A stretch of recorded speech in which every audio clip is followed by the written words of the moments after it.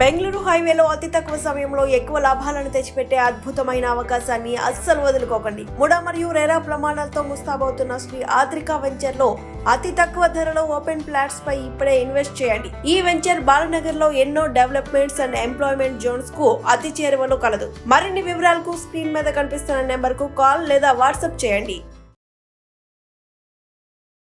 హరి ఓం. మా ఛానల్కి స్వాగతం. చూస్తున్న వీక్షకులకు ప్రేక్షకులకు ప్రియ కాళ భైరవ భగవద్బంధులకి స్వాగతం పలుకుతూ మమ్మల్ని ఎంతగానో ఆదరిస్తూ ఉండబడినటువంటి ప్రియ సోదర సోదరీమణులకు, భగవద్బంధువులకు, సనాతన ధర్మ సంరక్షకులకు, జ్యోతిష్య అభిమానులకు అందరికీ స్వాగతం పలుకుతూ ముందస్తుగా ధనత్రయోదశి పండగ శుభాకాంక్షలు.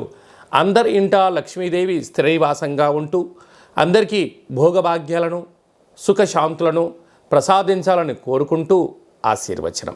16/10/2024 నుండి 31/10/2024 వరకు అక్టోబర్ మాసంలో ద్వితీయార్థంలో పుట్టినటువంటి వారందరికీ కూడా ముందస్తుగా జన్మదిన శుభాకాంక్షలు. గతంలో వివాహం చేసుకున్న వారికి వివాహ వార్షికోత్సవ శుభాకాంక్షలు. ద్వాదశ రాశుల్లో గ్రహ గమనాల్ని ఒకసారి పరిశీలన చేద్దాం.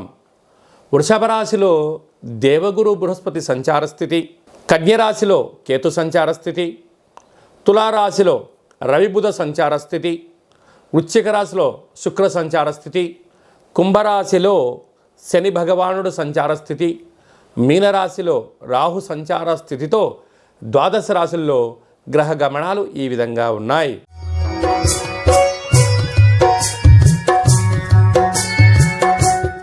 ధనత్రయోదశి రోజున మేషరాశి వారు ఎలాంటి విధి విధానం పాటించడం వలన మన ఇంట్లోకి లక్ష్మీదేవిని స్వాగతం ఎలా పలకాలో ఈ వీడియోలో సవివరంగా సంపూర్ణంగా తెలుసుకుందాం.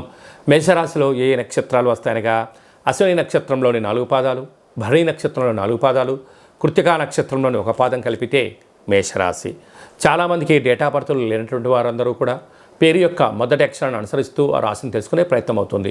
చూ, చే, చో, లా, లీ, లు, లే, లో, ఆ అక్షరాల వారందరూ కూడా మేషరాశి జాతకులు అని చెప్పి గమనించాలి. మేషరాశి యొక్క అధిపతి కుజ భగవానుడు. వీరికి 2వ స్థానంలో గురువు, 3వ స్థానంలో కుజుడు, 6వ స్థానంలో కేతువు, 7వ స్థానంలో బుధాదిత్య రాజయోగము, రవి బుధుల సంచార స్థితి, అష్టమంలో శుక్ర భగవానుడు, లాభంలో శని భగవానుడు, వ్యయంలో రాహు సంచార స్థితితో కూడుకున్నటువంటి ఈ ధన్తేరాస్ ధనత్రయోదశి రోజున మనం ఏం చేయాలి అన్నట్లయితే ఇంటినల్లా శుద్ధి పెట్టుకొని ఇంటికి ఒక మామిడాకులు కొబ్బరికాయలు ఏర్పాటు చేసుకొని ఇంటి గుమ్మం దగ్గర సంపూర్ణమైనటువంటి గోధుమ పిండితో కలిపినటువంటి ప్రమిదలను రెడీ చేసుకొని ఇంటి గుమ్మాలకు ఇటువైపున అటువైపున గోధుమ పిండితో ఏర్పాటు చేసినటువంటి 7 రంగులు అంటే కొబ్బరి నూనెను కానీ, ఆవ నూనెను కానీ, ఆముదాన్ని కానీ, నువ్వుల నూనెను కానీ, అవశ నూనెను కానీ ఇలాంటి 7 రకాలు కలిగినటువంటి నూనెను పోసి ఇంటి గుమ్మాల దగ్గర దీపాన్ని పెట్టాలి. అలాగనే పూజా మందిరంలో సిరులు కలిగినటువంటి లక్ష్మీదేవి అమ్మవారిని ఫోటోగా ఏర్పాటు చేసుకొని పల్లీల నూనె అంటే వేరుశనగ నూనెతో దీపం పెట్టడం, అమ్మవారికి పసుపు లేక ఎరుపు రంగు జాకెట్తో రంగులతో కలిగినటువంటి అలంకరణ చేసుకోవడం, అలాగా గులాబీ పూలతో అర్చన చేయడం వలన జాతకంలో ఉన్న గ్రహ దోషాలు తొలగిపోతాయి.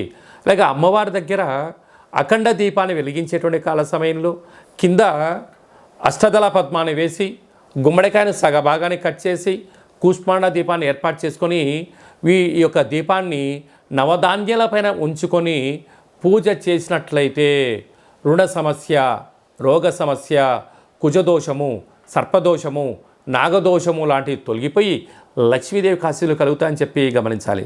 అలాగనే సాఫ్ట్వేర్ ఉద్యోగస్తులు, హార్డ్వేర్ ఉద్యోగస్తులు, వ్యవసాయ సోదరీమణులు, గృహ భవన నిర్మాణ కార్యక్రమం చేసేటువంటి వారు, నూతనమైన ఉద్యోగ ప్రయత్నం చేసేవారు ఈ ధనత్రయోదశి రోజున మహాలక్ష్మీదేవి అమ్మవారికి ఒక సౌభాగ్య ముడుపును కట్టి దేవాలయంలో సమర్పించడం వల్ల మీకు అంతా యోగం కలుగుతుందని చెప్పి గమనించాలి.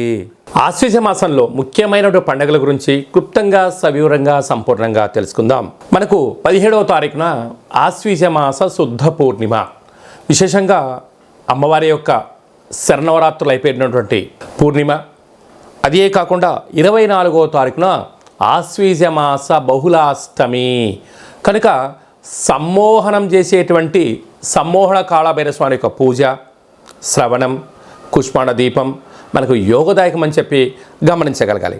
అలాగనే మనకు 30వ తారీఖున ధనత్రయోదశి పండగ కనుక మనమందరము కూడా లక్ష్మీదేవిని ఇంటికి స్వాగతం పలికేటువంటి కార్యక్రమాలు కనుక మనమందరం కూడా ఇంటినల్లా శుద్ధి పెట్టుకుందాం, ఇంటికి మామిడాకులు కట్టుకుందాం, కొబ్బరాకులు కట్టుకుందాం, ప్రతి ఇంట్లో లక్ష్మీదేవి పూజ చేద్దాం, లక్ష్మీదేవికి స్వాగతం పలుకుతాం.